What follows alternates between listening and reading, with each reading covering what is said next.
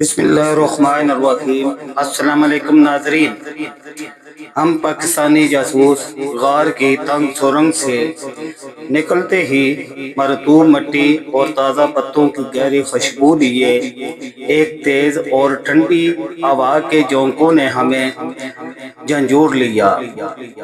اندھیرے کی گٹھن اور بارود کی سڑند کے بعد یہ تازگی کسی نعمت سے کم نہ تھی۔ ہمارے جسموں میں جیسے نئی زندگی کا احساس ہوا اور ہم سب لمحے بھر کو رک گئے، لیکن یہ سکون زیادہ دیر قائم نہیں رہ سکتا تھا۔ سامنے پھیلا ہوا جنگل اپنی خاموشی میں ایک بڑا ٹھوس خطرہ چھپا رہا تھا۔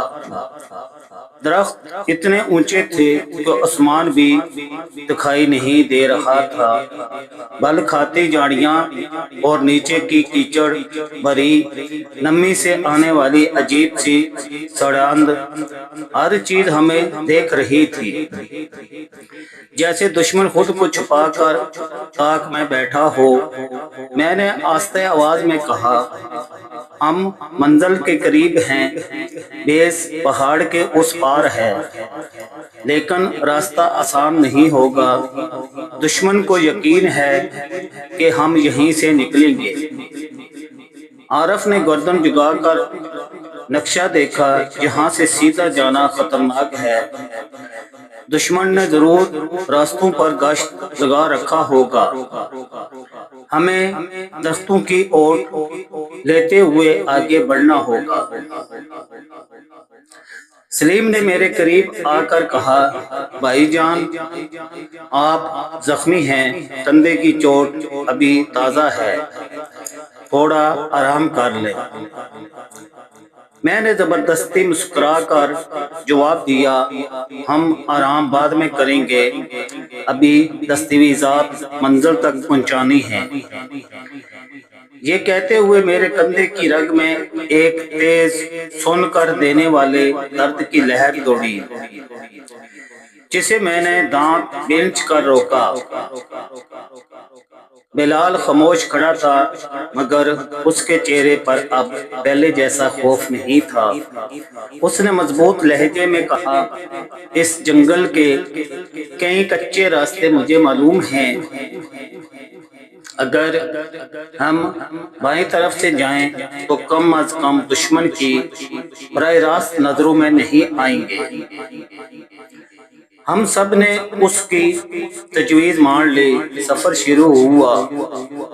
راستہ کٹھن تھا، درختوں کی جڑیں بار بار ہمارے قدموں کو روک دیتی، کیچڑ میں پاؤں آدھے آدھے دھنس جاتے اور رات کی نمی سے کپڑے سلبی ہو کر جسم سے چپکنے لگے۔ جنگل میں پرندوں کی ڈراؤنی آوازیں اور جھاڑیوں کی سرسراہٹ ہمیں بار بار چونکا دیتی۔ اچانک عارف نے ہاتھ کے اشارے سے سب کو رکنے کو کہا۔ دور سے کتے کے بھونکنے کی دھیمی آواز آئی، پھر سپاہیوں کے جوتوں کی چاپ جو خشک پتوں پر پڑنے سے بھی سنائی دے رہی تھی۔ دشمن کی گشتی ٹولی، عارف نے سرگوشی کی۔ ہم سب زمین پر لیٹ گئے اور گھاس میں دبک گئے۔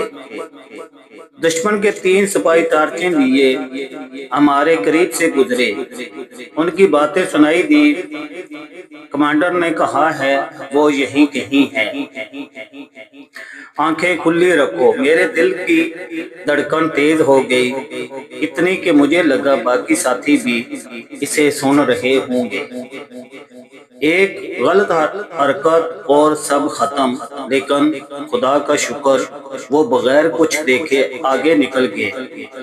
ہم نے سکون کی گہری سانس لی اور دوبارہ آگے بڑھنے لگے۔ کچھ فاصلے کے بعد ایک کھلا میدان آیا۔ بلال نے اشارہ کیا، یہاں سے گزرنا ضروری ہے، لیکن خطرہ سب سے زیادہ ہے۔ اگر دشمن نے گھات لگا رکھی ہو تو ہم سیدھے ان کے نشانے پر ہوں گے۔ میں نے فیصلہ کن لہجے میں کہا، ہمیں تقسیم ہو کر جانا ہوگا۔ عارف اور سلیم دائیں طرف سے جھاڑیوں میں رہیں، میں اور بلال بائیں طرف سے جائیں گے۔ اگر کچھ ہوا تو سگنل دینا۔ ہم سب نے سر ہلایا اور دو گروپ بن گئے۔ میدان کے بیچ میں پہنچتے ہی اچانک گولیوں کی پوچھاڑ شروع ہو گئی۔ درختوں کے پیچھے چھپتے دشمن نے فائر کھول دیا۔ جھک جاؤ، میں چیخا۔ ہم زمین پر سیدھے لیٹ گئے۔ گولیاں ہمارے سروں کے اوپر سے سنسناتی ہوئی گزرنے لگی۔ عارف اور سلیم نے فوراً جوابی فائر کھولا۔ جنگل کی خاموشی ایک بار پھر بارود اور چیخوں سے بھر گئی۔ بلال نے میرے کان میں کہا، یہاں زیادہ دیر رکنا موت ہے۔ قریب ہی ایک پرانی کھائی ہے، وہاں چھپ کر آگے بڑھ سکتے ہیں۔ ہم گھسیٹتے ہوئے کھائی کی طرف بڑھے۔ دشمن مسلسل فائر کر رہا تھا۔ میرے زخمی کندھے سے خون بہہ رہا تھا، لیکن میں نے ہمت نہیں ہاری۔ میرے جسم میں اب درد کی بجائے سنسناتی ہوئی تھکن تھی، لیکن ان دستاویزات کو منزل تک پہنچانے کا جنون اس تھکن پر غالب آ رہا تھا۔ کھائی تک پہنچ کر ہم نے تھوڑی دیر کے لیے خود کو چھپایا۔ سلیم نے دور سے آواز دی، بھائی جان، ہم محفوظ ہیں، آگے بڑھنے کا راستہ مل گیا ہے۔ ہم سب دوبارہ جمع ہوئے۔ دشمن وقتی طور پر پسپا ہو گیا تھا، مگر یہ یقین تھا کہ وہ دوبارہ ہمیں گھیرے گا۔ رات گہری ہوتی جا رہی تھی، آسمان پر کالے بادل چھائے ہوئے تھے اور بجلی کی کڑک ماحول کو مزید خوفناک بنا رہی تھی۔ اور پھر تیز بارش شروع ہو گئی۔ میں نے کہا، یہ بارش ہمارے لیے رحمت ہے۔ دشمن کی ٹارچیں اور نشانیاں کمزور پڑ جائیں گی، ہم اس کا فائدہ اٹھا کر آگے بڑھیں گے۔ بارش میں بھیگتے ہوئے ہم پہاڑ کی ڈھلوان پر چڑھنے لگے۔ ہر قدم مشکل، ہر سانس بھاری، لیکن منزل قریب تھی۔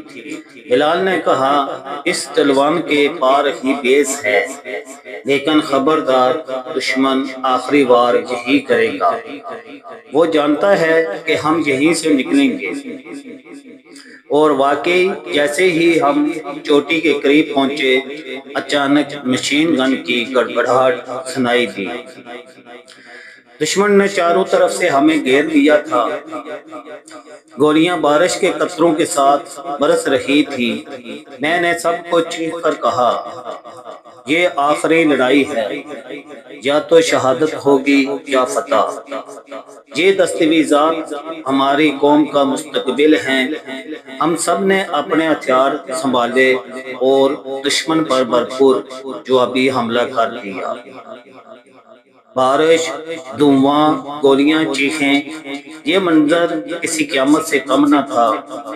میں نے دل ہی دل میں دعا کی، یا اللہ، ہمارے قدم ثابت رکھنا، یہ امانت دشمن کے ہاتھ نہ لگے، چاہے اس کے لیے میرا آخری قطرہ خون بھی بہہ جائے۔ ناظرین، یہ قسط جاری ہے۔ اگلی قسط دیکھنے کے لیے میرے چینل کو سبسکرائب کریں اور اس ویڈیو کو لائک، شیئر کریں اور کومنٹ بھی لازمی کریں۔ اپنا خیال رکھیے گا۔ ملتے ہیں انشاءاللہ ہم اگلی ویڈیو میں۔ اللہ حافظ۔